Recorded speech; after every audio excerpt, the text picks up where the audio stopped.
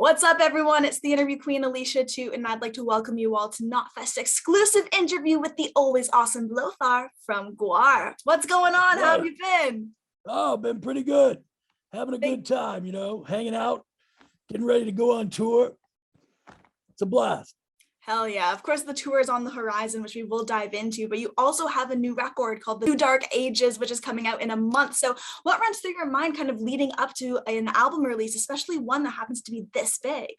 Well, it's not like we care whether people like it or not. Of course.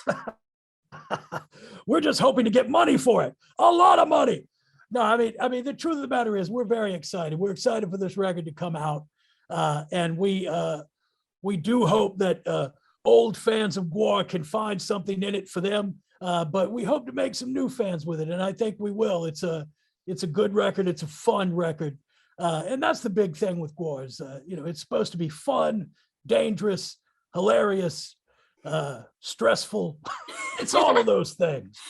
I'm so glad that you brought up that fun aspect because I cannot stop spinning your latest single, Motherfucking Liar. Every time that comes on lately, it's just so much fun. It's funny. It's amazing to sing along to. You can rock out to it. And of course, we know that you hate a motherfucking liar. So was there a certain liar person that made you want to write a song about it? How did that kind of initially spark? Well, everybody hates a fucking liar. Mm-hmm. and there's a lot of lies going around. I mean, and that's sort of, one of the themes of the record. The record is connected with a graphic novel that we have coming out on Z2 Comics. So it's this is the first time we've done that, had an album come out in conjunction with the graphic novel. So the theme of loss of truth and of dealing with liars and all of that is part of that novel.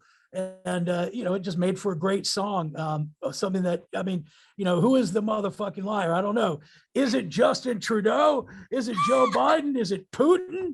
I don't know. Is it your girlfriend? Probably. I mean, is it your mom, your teacher? Who is it? Even though lies are hated so much, it's kind of strange because almost every single person lies. So what would you say is one of the biggest lies you have ever shared? Well, my mother asked me once if her pants made her look fat. And I said no. And my mother is an actual cow, by the way. She's a literal, yes, a literal cow. Mm-hmm. And I said, no, Mom, it's fine. You can go out looking like that. And the next thing I know, she's furious with me because turns out it did make her butt look fat. I mean, it could have been worse, that's not a terrible lie. I say you're a liar, not necessarily like a motherfucking liar, Yeah. I mean, I've lied before and said that I knew how to sing. Come on now. We think you know how to sing. Now you're lying about that. That's right. It's all a lie. It's a meta lie. Well, you had mentioned the graphic novel there, which will drop the same day as the record. So did you grow up reading just a ton of comic books? Absolutely. GWAR is based in comic books and in role-playing games and all manner of geekery. If you, I know I look really cool, but in actuality, I'm just a freaking geek, and everybody in GWAR is.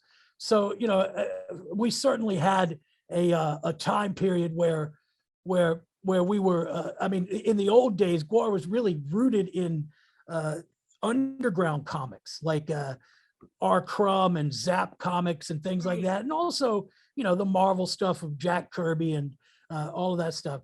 So, it was certainly a huge influence on GWAR. We've always had comic creators in the band, and we've always been interested in anything trash culture as GWAR.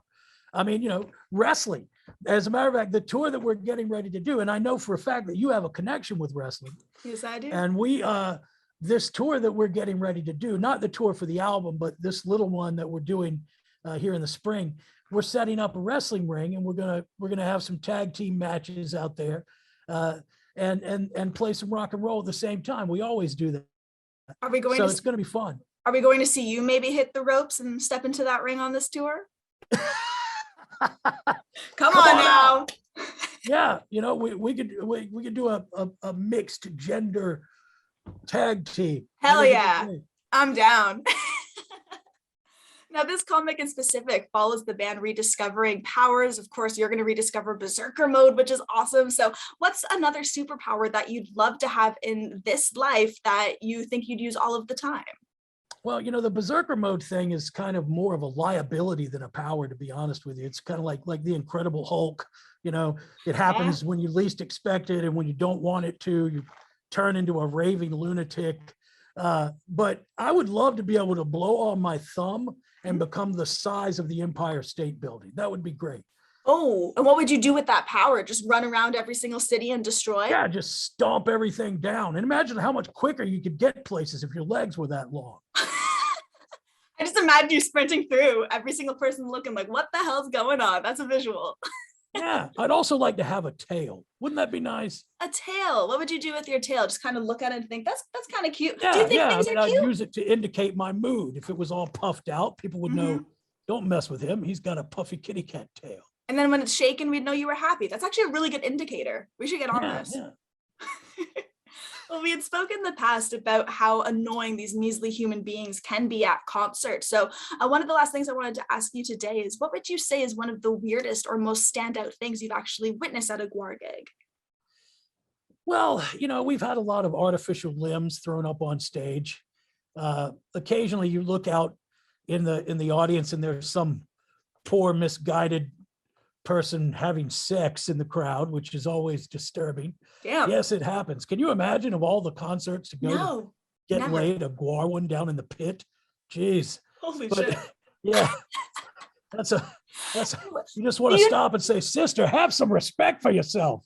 Do you just let it go on? Do you actually say something? Like what runs through your mind when you see that? I can't even imagine how you'd react. Well, it's only happened a few times, but I mean, that's a lot, right? Like a few times. I usually point it out so the entire crowd notices too. Like right here, we got people fucking right here. Take Two shows for one, right? Yeah. So that's how I handle it. I can only imagine the other things you've seen if that's also up there. That's absolutely wild. Damn.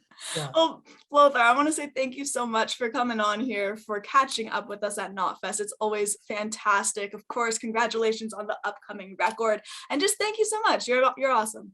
Thank you. So are you. Anytime. To everyone watching, this has been Blothar from GWAR. Be sure to hit up knotfest.com for plenty more exclusive interviews and features, and we'll see you all next time. Bye, everybody. All right.